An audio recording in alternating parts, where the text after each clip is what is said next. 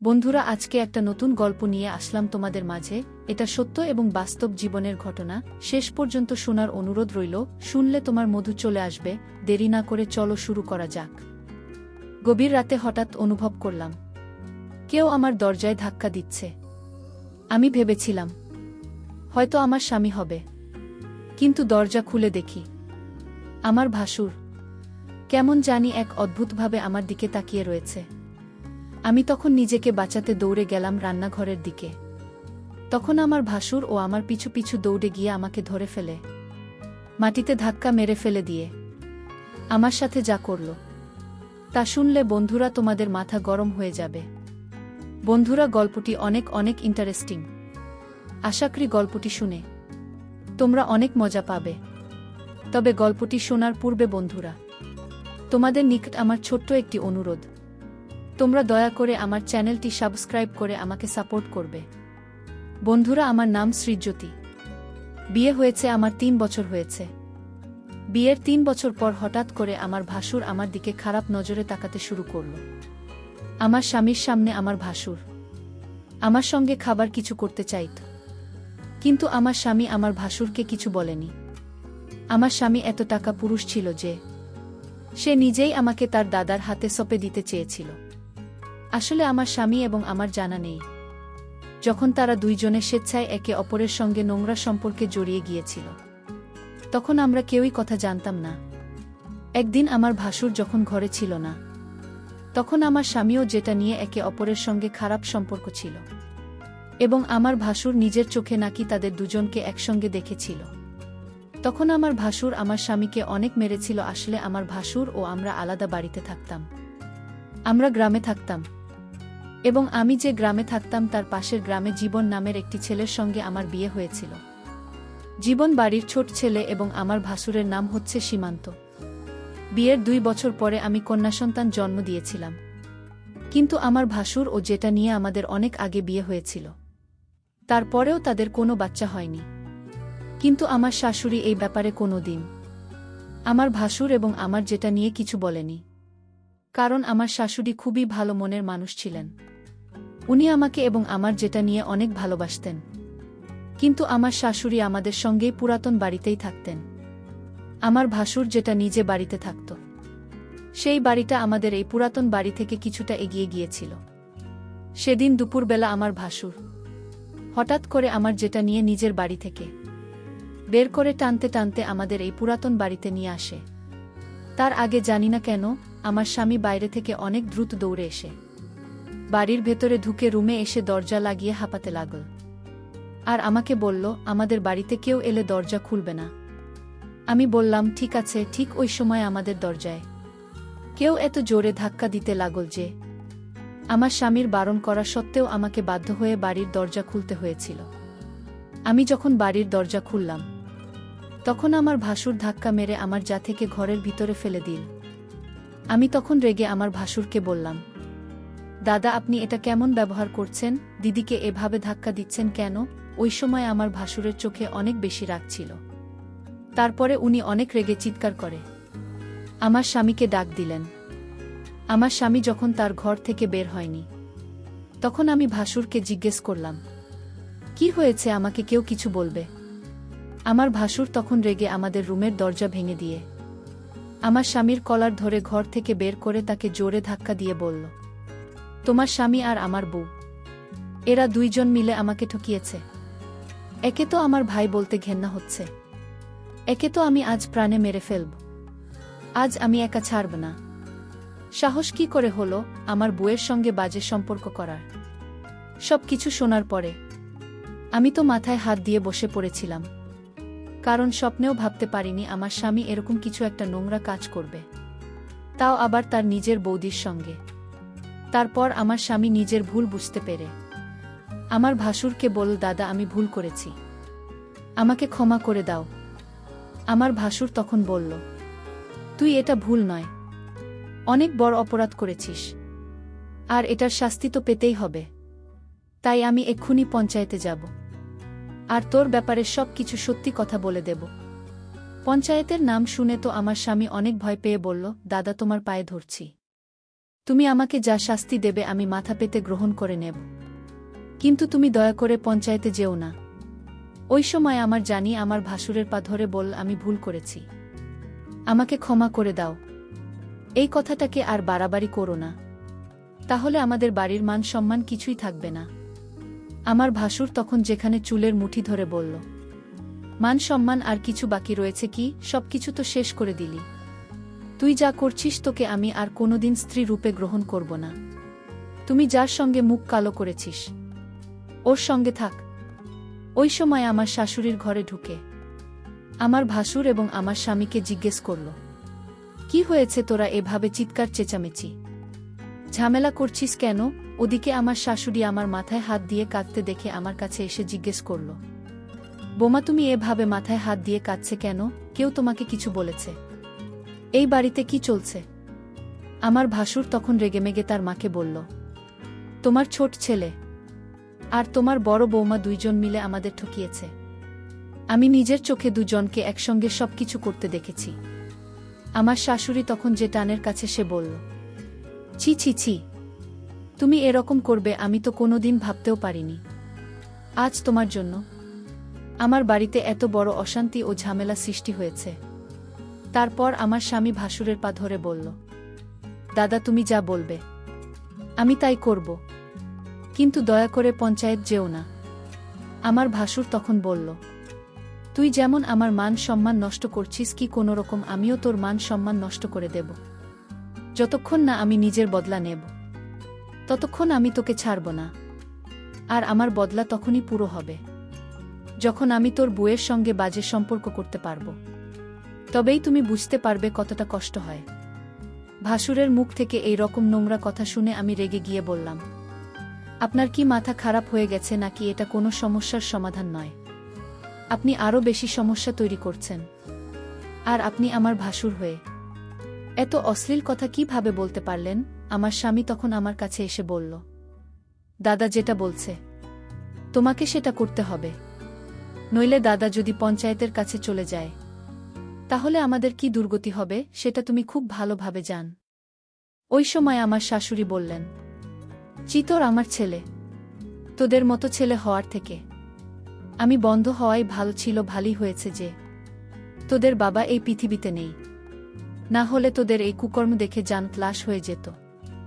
আমি তখন বললাম, যা কিছু হোক না কেন আমি নিজের মান সম্মান নষ্ট করব না, তাতে আমার ভাসুর যা কিছু করুক না কেন, প্রয়োজনে আমি আমার নিজের জীবন ত্যাগ করে ফেলব। কি তাদের ফাঁদে পড়ে আমি মরে গেলেও কোনো অশ্লীল কর্ম করব না। আমার ভাসুর তখন আমার স্বামীর কাছে এসে বলল, তুই নিজের বুকে ভালোভাবে বুঝিয়ে দে, আর তা না হলে আমি কিন্তু এক্ষুনি পঞ্চায়েতের কাছে যাব। আমার স্বামী তখন বলল, তোমাকে আমার দাদার কথা মানতেই হবে। আমি তখন রেগে আমার স্বামীর গালে একটা থাপ্পড় মেরে বললাম, পাপ করেছ তুমি, আর শাস্তি পাব আমি। একটা কোন ধরনের বিধান, আমি মরে গেলেও এ কাজ করব না। তোমার চরিত্রে দাগ আছে, কিন্তু আমি কোনোদিন আমার চরিত্রে দাগ লাগতে দেব না। আর এই জন্য আমাকে যা করতে হয় আমি তাই করব। আর তোমার মতো পুরুষের সঙ্গে আমার সংসার করা আর না করার সমান। তুমি কেমন স্বামী, নিজের স্ত্রীর মান সম্মান অন্য কারো হাতে তুলে দিতে চাইছ? সে ভগবান যেন তোমার মতো স্বামী আর অন্য কোনো মেয়ের কপালে না দেয়। আমি তখন আমার যেটা নিজের কাছে রেগে গিয়ে বললাম, শুধুমাত্র তোমার জন্য আজ আমাদের বাড়িতে এত অশান্তির সৃষ্টি হয়েছে, আর তোমাদের ভুলের জন্য আজ আমার মান সম্মান নিয়ে লোকে খেলতে চাইছে। তোমার এমন কি বাধ্যতা ছিল যার জন্য তুমি এত বড় একটা নোংরা কাজ করলে? আর পুরো দুনিয়াতে তুমি আমার স্বামীকে পেয়েছিলে নিজের চাহিদা পূরণ করার জন্য। জি, তোমাকে আমি যতটা ভালো ভেবেছিলাম তুমি তার চাইতে অনেক বেশি খারাপ। আমার যেটা নিয়ে একটা কোনায় দাঁড়িয়ে চোখের পানি ফেলেছিল। তারপর আমি যখন কোনো মতে আমার ভাসুর এবং আমার স্বামীর কথা মানতে কোনোভাবেই রাজি হয়নি, এবং আমার শাশুড়িও যখন আমার সপক্ষে ছিলেন এবং উনি যখন এই কাজটা করতে বাধা দিলেন নিজের ছেলেদের, তখন আমার স্বামী ও ভাসুর জো স্বামী স্ত্রী করে আমার শাশুড়িও আমার মেয়েকে একটা ঘরের মধ্যে বন্ধ করে দেয়। তারপর আমার স্বামী ভাসুরকে বলল, মাকে তো ঘরের মধ্যে বন্ধ করে দিলাম, এবার আমার বউয়ের সঙ্গে তোমার যা করার আছে তুমি করতে পারো। এটা বলে আমার স্বামী যখন ঘরের বাইরে চলে গেল এবং আমার ভাসুর যখন আমার দিকে এগিয়ে আসছিল, তখন আমি না পেরে আমার ভাসুরকে জোরে ধাক্কা দিয়ে দৌড়ে ঘর থেকে বেরিয়ে তাড়াতাড়ি করে পঞ্চায়েতের দিকে গিয়েছিলাম। আমার ভাসুর আমার পেছনে আমাকে ধরার জন্য ছুটে আসছিল। আমি কোনো রকমভাবে নিজের মান সম্মান রক্ষা করে তাড়াতাড়ি পঞ্চায়েতে এসে হাজির হয়েছিলাম। ভেবেছিলাম পঞ্চায়েত আমার সঙ্গে ন্যায্য বিচার করবে, কিন্তু পঞ্চায়েতে আমাদের ব্যাপারে সব কথা শোনার পরে যা সিদ্ধান্ত নিয়েছিল সেটা শুনে তো আমার পায়ের তলা থেকে যেন মাটি সরে যাবার অবস্থা হলো। সব কিছু শোনার পরে পঞ্চায়েত আমার ভাসুরকে জিজ্ঞেস করো যে সে কি চায়। আমার ভাসুর তখন জোর গলায় করে বলল, আমার ভাই যেমন আমার বউয়ের সঙ্গে বাজে কাজ করেছে, আমি ঠিক তার বউয়ের সঙ্গে এরকম কাজ করতে চাই, তবে আমার সঙ্গে ন্যায্য বিচার হবে। পঞ্চায়েতের যিনি প্রধান ছিলেন তিনি উনার সহকর্মীদের সঙ্গে কিছু আলোচনা করার পরে ঘোষণা করলেন যে আমার ভাসুর যেটা বলছেন সেটাই হবে। ওটা শোনার পরে তো আমি পঞ্চায়েতকে বলেছিলাম, আপনারা এটা ঠিক করছেন না, আপনারা আমার সঙ্গে অন্যায় করছেন। আমার স্বামী এবং আমার যেটা আমি ভুল কাজ করেছে, কিন্তু এটার শাস্তি আমি কেন পাব? আমার সঙ্গে এত বড় পাপ কাজ আপনারা করতে পারেন না, তাই আমি পুলিশের কাছে যাব, কিন্তু আমার সঙ্গে এত বড় অন্যায় আমি কোনো মতেই হতে দেব না।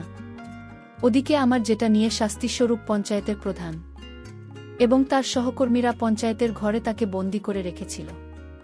আমি যখন পঞ্চায়েতের আদেশ মানতে রাজি হয়নি, তখন পঞ্চায়েতের প্রধান বলে দিয়েছিল যে গ্রামের কোনো মানুষ যাতে আমাদেরকে সাহায্য না করে, গ্রামের কোনো দোকানদার যাতে আমাদের কাছে কোনো জিনিস বিক্রি না করে, এমনকি গ্রামের যে টিউবওয়েল থেকে আমরা জল তুলে আনতাম সেটাও আমাদেরকে বারণ করে দিয়েছিল। আসলে আমাদের গ্রামের মানুষেরা পঞ্চায়েতের প্রত্যেকটা আদেশ খুব ভালোভাবে মেনে চলত, তাছাড়া আমাদের কাছে আর কোনো উপায় ছিল না।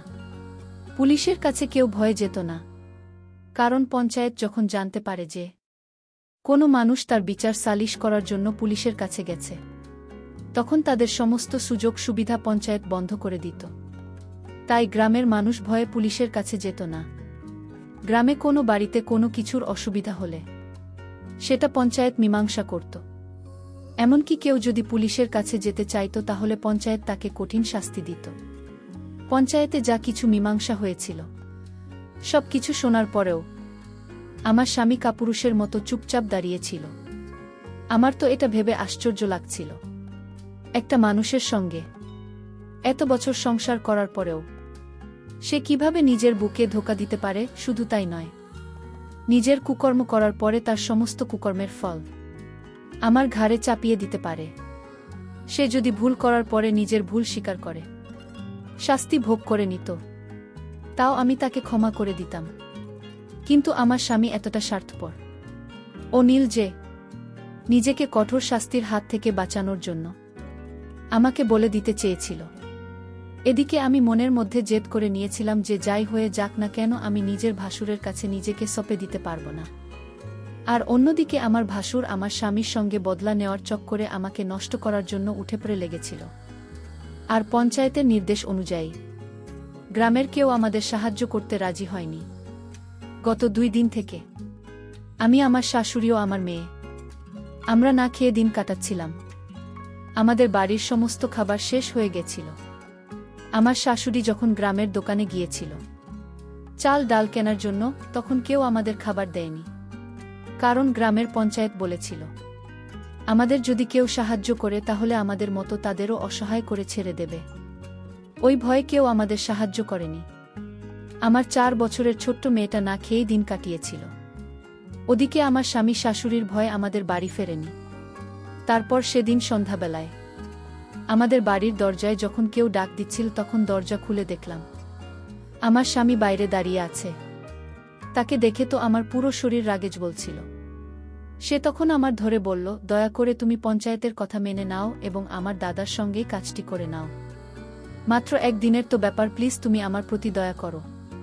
আর তাহলে আমি মরে যাব। যদি তুমি এই কাজটি করো তাহলে আমাদের সবকিছু ঠিক হয়ে যাবে।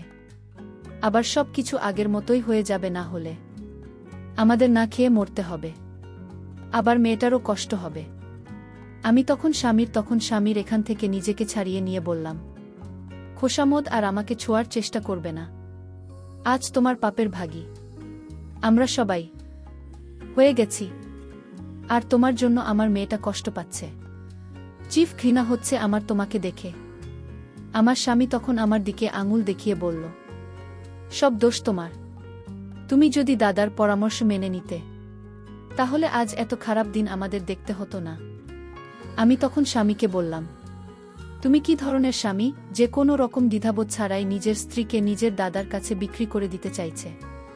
প্রত্যেকটা স্বামীর কর্তব্য হচ্ছে তার স্ত্রীর মান সম্মান রক্ষা করা, কিন্তু তুমি এতটা নির্দয় নিষ্ঠুর নীল যে আমার মান সম্মান নিজের হাতে নষ্ট করার জন্য উঠে পড়ে লেগেছে। আমি তোমাকে কোনোদিন ক্ষমা করতে পারবো না। তুমি আমার চোখের সামনে থেকে দূর হয়ে যাও, নইলে আমি ধাক্কা মেরে তোমাকে বাড়ি থেকে বের করে দেব। ওই সময় আমার শাশুড়ি ঘর থেকে বেরিয়ে এসে তার ছেলেকে দেখে অনেক রেগে গিয়ে ভিতর থেকে একটা লাঠি এনে বলল, বেরিয়ে যা এখান থেকে, না হলে লাঠি দিয়ে তাকে মেরে মেরে তোর পিঠের ছাল আমি তুলে নেব। বেরিয়ে যা আমার চোখের সামনে থেকে, আমি তাদের মুখ দেখতে চাই না। ওই কথাটা বলে আমার শাশুড়ি আমার স্বামীকে ঘর থেকে বের করে দিয়ে ভিতর থেকে দরজা লক করে আমাকে ধরে কাঁদতে শুরু করল। আমার শাশুড়ি মা আমার মাথায় হাত বুলিয়ে বলল, আমি যতদিন বেঁচে আছি তোমার সঙ্গে অন্যায় হতে দেব না। আমি তোমার নিজের মা নাও হতে পারি, কিন্তু আমি তোমার শাশুড়ি মা। তোমার জায়গায় যদি আমার মেয়ে হতো, তাহলে আমি তাকে এভাবে রক্ষা করতাম? তুমি আমার নিজের মেয়ে না হলেও তুমি তো অন্য কারো মেয়ে, তাই তুমি একদম চিন্তা করো না। এই বলে আমার শাশুড়ি নিজের হাত থেকে লাঠিটা ফেলে দিয়ে ঘরের ভিতরে চলে গেলেন। আমি তো কিছুই বুঝতে পারছিলাম না যে এবার আমি কি করব। একবারের জন্য আমি ভেবেছিলাম আমার বাবা মায়ের কাছে আমি চলে যাব, কিন্তু আমার বাবা মা তো নিজেরাই খুব অসহায় ছিল, তাদের বয়স হয়েছিল। আমার বাবা মা বৃদ্ধ হওয়ার কারণে কাজ করতে পারত না, এবং আমার দাদা তাদের থাকা ও খাওয়ার দায়িত্ব নিয়েছিল। ওই অবস্থায় আমি যদি বাবা মায়ের বাড়ি চলে যেতাম, তাহলে হয়তো তাদের উপরেই বোঝা হয়ে যেতাম। এই ভেবে আমি বাবা মায়ের কাছে যেতে পারিনি। সেদিন রাতের বেলা আমাদের বাড়িতে কিছু খাবার ছিল না। যে 2টা মুড়ে রাখা ছিল, সেই 2টা মুড়ি জলে ভিজে আমার মেয়েকে খাইয়ে ঘুম পাড়িয়ে দিয়েছিলাম। এদিকে আমার শাশুড়িও আমি সেদিন রাতেও না খেয়েছিলাম। তারপর অর্ধেক রাতে মনে হলো আমাদের দরজায় কেউ জেন বাড়িয়ে দিচ্ছে। তখন মনে হয়েছিল হয়তো আমার স্বামী আবার বাড়ি ফিরে এসেছে। দরজায় শব্দ পেয়ে আমার মেয়েও শাশুড়ি উঠে যাবে, এই কথা ভেবে আমি তাড়াতাড়ি ঘরের দরজা খুলতেই তাকে দেখে ভয়ে আমার শরীর কেঁপে উঠল। কারণ দরজা খুলতেই দেখলাম আমার ভাসুর দাঁড়িয়ে আছে, এবং সে আমাকে দেখে বলল, দেখো তুমি আমার ভাইয়ের বউ, এটা আমি খুব ভালোভাবে জানি, কিন্তু আমার মান সম্মান এবং আমার জীবন নষ্ট করেছে তোমার স্বামী, সেটার বদলা আমরা নেবই। তাই তোমাকে আমার সঙ্গে রাত কাটাতে হবে, নইলে না খেতে পেয়ে আমাদের সবার নাজেহাল অবস্থা হবে, আর তোমার মেয়ে না খেতে পেয়ে মারা যাবে। তাই তুমি যদি তোমার মেয়েকে একটু ভালোবাসো, তাহলে আমার সঙ্গে রাত কাটানোর জন্য রাজি হয়ে যাও, না হলে আমি তোমার সঙ্গে জোজো স্বামী দোস্তি করে সম্পর্ক করতে বাধ্য হয়ে যাব। তারপর আমি ভাসুরকে বললাম, আমার মেয়ের চিন্তা আপনাকে করতে হবে না, আমার মেয়ের জন্য এখনো আমি বেঁচে আছি, নইলে কবেই মরে যেতাম। ভাসুরের কথা শুনে আমি তাড়াতাড়ি রান্নাঘরের দিকে যাচ্ছিলাম, তখন উনিও ছুটতে ছুটতে আমার পেছনে এলেন। আমি বুঝে গিয়েছিলাম উনি যেভাবেই হোক আজকে আমার সাথে খারাপই করেই ছাড়বেন।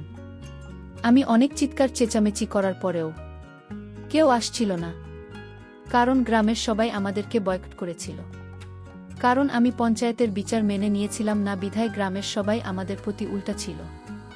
তারপর আমি ভাবলাম, যেহেতু আজকে আমি আমার ভাসুরের হাত থেকে কোনোভাবে রক্ষা পাব না, আর এদিকে আমার কারণে আমার মেয়ে, আমার শাশুড়ি সবাই নাকি আছে, সবকিছু চিন্তা করে দেখলাম আমি যদি আমার ভাসুরের সাথে এরকম কাজ করি, তাতে যদি আমার স্বামীর কোনো আপত্তি না থাকে, তাহলে আমি আর কি করব। নিজের ইজ্জত বাঁচানোর জন্য অনেক সংগ্রাম করেছি, অনেক চেষ্টা করেছি, আর পারব না। এখন যা করে ভগবানের করবে। এই সব কিছু চিন্তা করে আমি আমার ভাসুরের সাথে বাজে কাজ করতে রাজি হয়ে যায়। আমার ভাসুর এতটাই শক্তিশালী এবং পাওয়ারফুল ছিল যে মনে হচ্ছিল যেন আমার উপর একটি ঘূর্ণিঝড় বয়ে যাচ্ছিল। আমি আমার ভাসুরকে বললাম, দয়া করে আপনি একটু সহনশীল হন। আমার অনেক কষ্ট হচ্ছে। তারপরেও আমার ভাসুর সাথে সারারাত ইচ্ছামতো এক অদ্ভুত কাজ করেছিল। মনে হয় অনেকটা রাগে আমার সাথে এরকম করেছিল। তারপর আমার ভাসুর শান্ত হয়ে সব কিছু মেনে নিয়েছিল। তারপর আমাদের পরিবারে আবার আগের মতো শান্তি হয়ে উঠেছিল। পরিশেষে আমি তোমাদেরকে বলব, বন্ধুরাও কেউ মরে পাবে, আবার কেউ মরে ধাপে। আমার অতীত একই অবস্থা হয়েছিল আমার স্বামীর পাপের কারণে। এর শাস্তি আমাকে ভোগ করতে হয়েছিল। বন্ধুরা, আমি তোমাদের কি বলবো, হয়তো তোমাদের জীবনেও আমার মতো এরকম ধরনের ঘটনা ঘটতে পারে। তাই আমি তোমাদেরকে বলবো, তোমরা অবশ্যই এই পরিস্থিতিতে সাবধানতা অবলম্বন করার চেষ্টা করবে। বন্ধুরা, আজকে এই পর্যন্তই। আবারও আসব তোমাদের মধ্যে নতুন কোনো ভিডিও নিয়ে। ভিডিওটি যদি তোমাদের ভালো লাগে তাহলে একটি লাইক দাও। প্রতিদিন আমি তোমাদেরকে একটা করে নতুন গল্প উপহার দিব। তাই তোমাদেরকে অনুরোধ করে বলছি, তোমরা যদি এরকম ধরনের ইন্টারেস্টিং গল্প পেতে চাও তাহলে দয়া করে আমার চ্যানেলটি সাবস্ক্রাইব করো। পরিশেষে তোমাদের সকলের সুস্বাস্থ্য কামনা করি। ভিডিওটি দেখার জন্য তোমাদের সকলকে অসংখ্য ধন্যবাদ।